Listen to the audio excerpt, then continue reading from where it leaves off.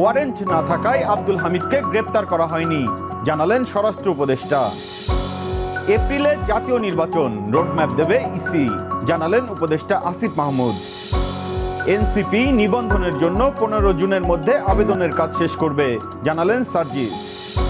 BNP ডিসেম্বরে নির্বাচন চায়, না হলে জানুয়ারিতে, জানালেন শামসুজ্জামান দুদু।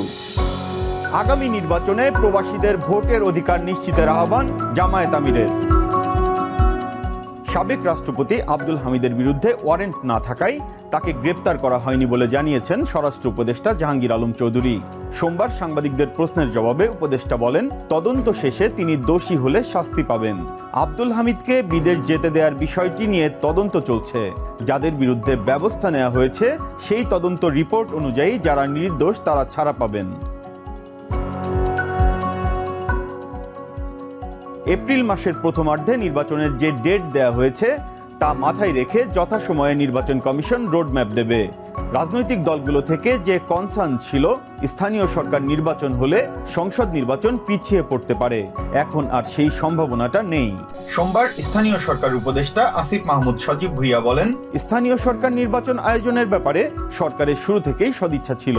সরকারের সিদ্ধান্ত অনুযায়ী স্থানীয় সরকার নির্বাচন আয়োজন করবে নির্বাচন কমিশন। চলতি মাসের 15 তারিখের মধ্যে রাজনৈতিক দল হিসেবে এনসিপি নিবন্ধনের আবেদন সম্পন্ন করবে বলে জানিয়েছেন দলটির উত্তরাঞ্চলের মুখ্য সংগঠক সার্জিস আলম। সোমবার পঞ্চগড়ে সাংবাদিকদের সঙ্গে আলাপকালে তিনি জানান, মৌলিক সংস্কারগুলো সম্পন্ন হলে আগামী বছরের এপ্রিলে নির্বাচন নিয়ে দ্বিমত নেই এনসিপির। বিএনপির ভাইস চেয়ারম্যান শামসুজ্জামান দুদু বলেছেন, বিএনপি ডিসেম্বরেই নির্বাচন চায়, খুব বেশি হলে জানুয়ারিতে হতে পারে। তিনি বলেন, ফেব্রুয়ারির মধ্যভাগ থেকে দেশে আর নির্বাচনী পরিবেশ থাকবে না। এ সময় ঝড় তুফান, রোজা ও পরীক্ষা হয়ে থাকে, ফলে এপ্রিলে নির্বাচনের পরিবেশ থাকবে না।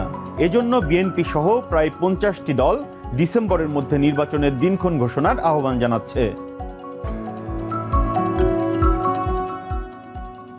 মৌলভীবাজারে এক অনুষ্ঠানে অংশ নিয়ে জামায়াতে ইসলামীর আমির ডাক্তার শফিকুর রহমান বলেছেন, প্রবাসীদের ভোটের অধিকার নিশ্চিত করতে হবে। তাদেরকে রেমিটেন্স যোদ্ধা বলবেন আর নাগরিকত্বের প্রথম অধিকার ভোট দিতে দেবেন না, এটি হবে না। আগামী নির্বাচনে প্রবাসীদের ভোটাধিকার নিশ্চিত করতে হবে। সেই ভোট তারা যেন স্বচ্ছভাবে দিতে পারে, দেশে কিংবা বিদেশে থেকে। দর্শক, আমি বিপ্রজিৎ চন্দ আজকের মতো বিদায় নিচ্ছি।